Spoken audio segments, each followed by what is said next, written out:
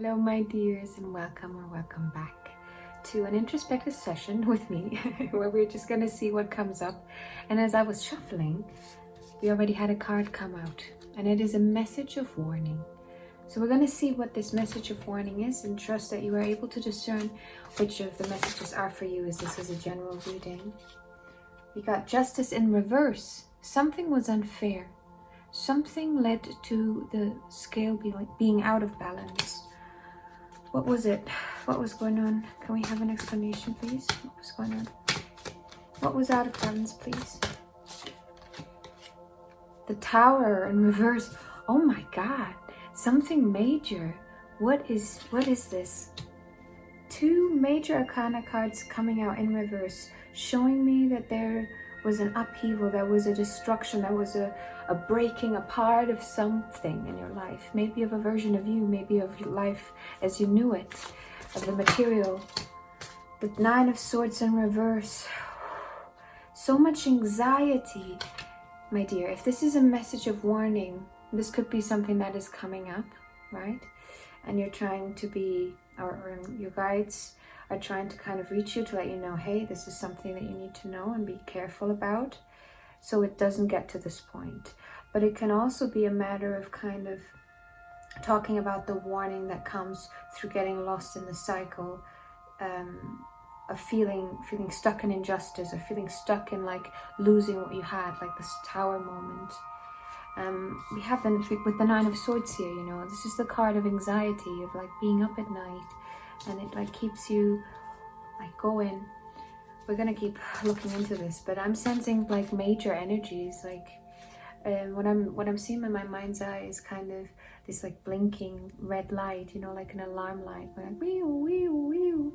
So it's like something's going on, maybe in your friendships, maybe in your friend groups. The Three of Cups here. A really nice card, actually. Look how cute. It's so cute, actually. Oh my gosh. Oh my gosh. Okay, sorry. We need to admire it for a second. This is such lovely artwork. Beautiful set. But the Three of Cups speaks of like celebrating with your friends, and it speaks of community, right? So this might be something coming up in regards to a community, an injustice, or in your friendship group, something in your social life. We're gonna keep going. We're gonna keep digging. There's a lot of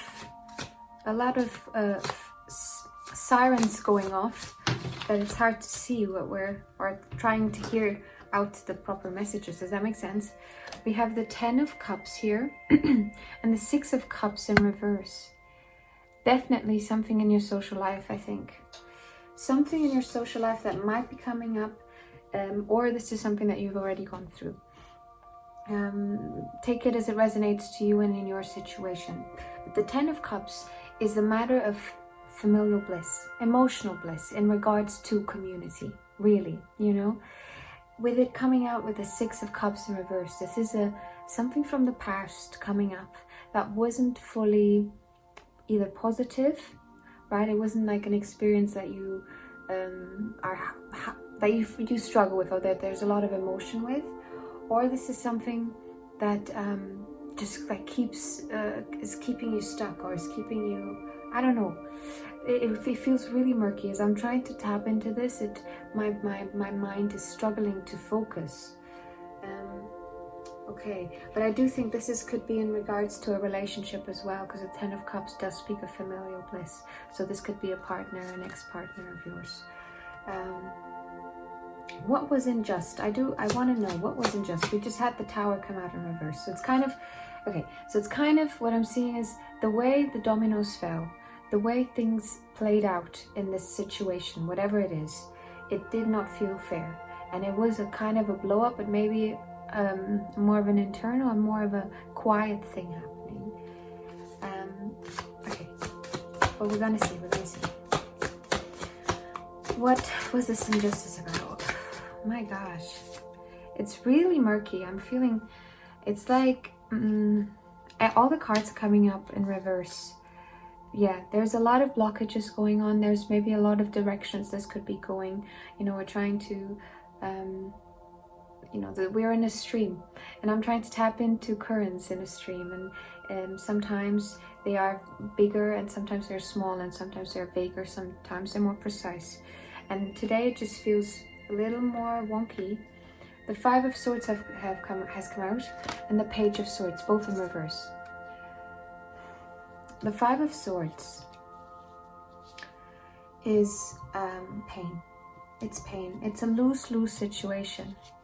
You know, it's the kind of situation where you think maybe at the end you look back and you're like, oh, I won, ha ha ha. Or the other person can do that, and then you're like, oh, it kind of didn't. It kind of lost everything on my way to trying to win this in the first place. Does that make sense? So kind of, for example, using all, or going against your teammates for the sake of winning. And then, yeah, you win, but like you lost your friends. Do you know what I mean? This is kind of what I'm getting. With the Page of Swords in reverse, there is a cunningness coming up. There is something in regards to sharp words, in regards to maybe messages that aren't sent as well, with the Page of Swords being a messenger. But what I'm sensing is just a hurtfulness in the expression, in your verbal expression, maybe yours or someone else's, but this is coming up. What I'm also feeling very called to say here, wherever you are in this journey, right, in the situation that we're speaking on, in this time of your life, this is about you releasing the attachment to these cards, to these situations, to these emotions. An attachment, or the detachment, is not the saying that you don't care or that you forget everything, but it's zooming out to the ability of saying, if I look out, okay, what can I take from this? Like how can I look at this from a place where it's not happening to me? Maybe it's happening for you instead, you know what I mean? It's a change of perspective on the same situation. You're just changing where you're standing, looking at the same thing, and suddenly it looks different.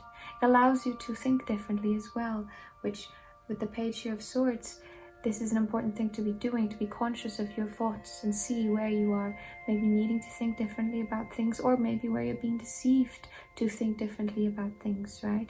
Because this, again, we had this communal aspect, we have people, social aspects coming up.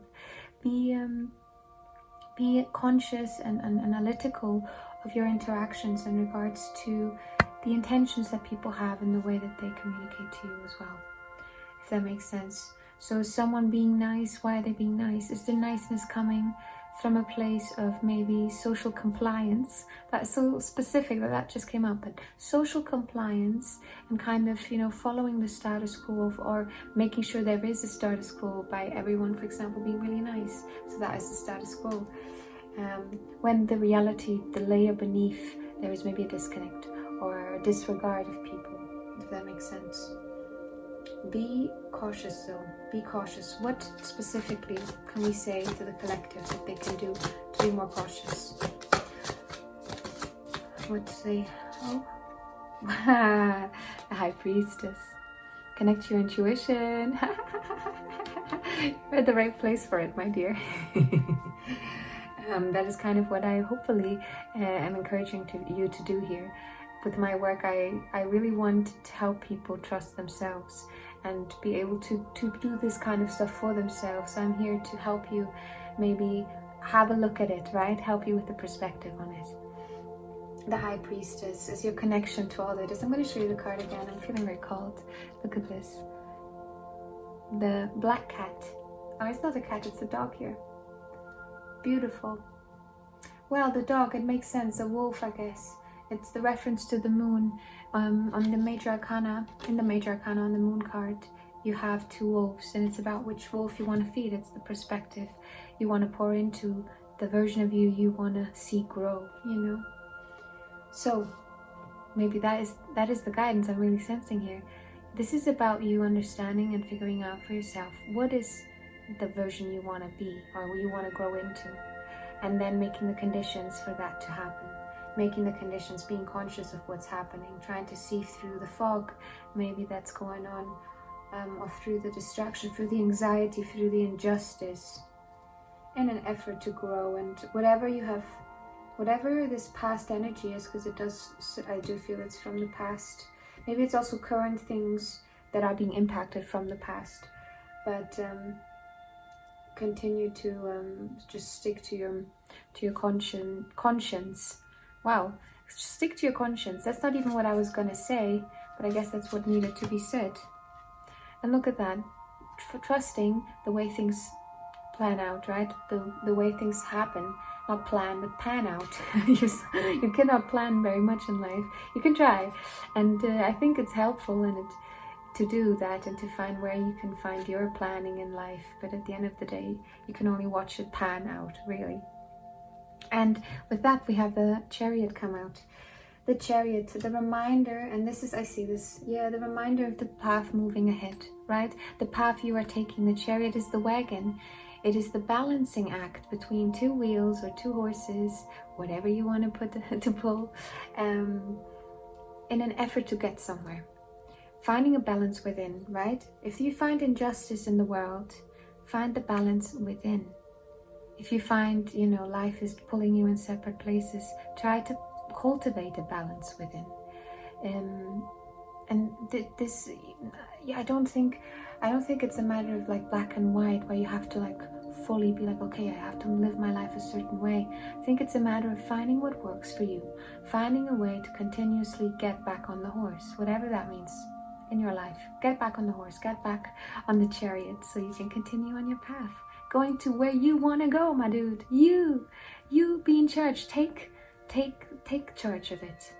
Okay, we're done with these cards, I'm sensing. What do we have? Last message from this deck, and then we're gonna get some little notes for you. I hope everyone is doing well. I hope everyone is enjoying December. Loss. Oh my, loss.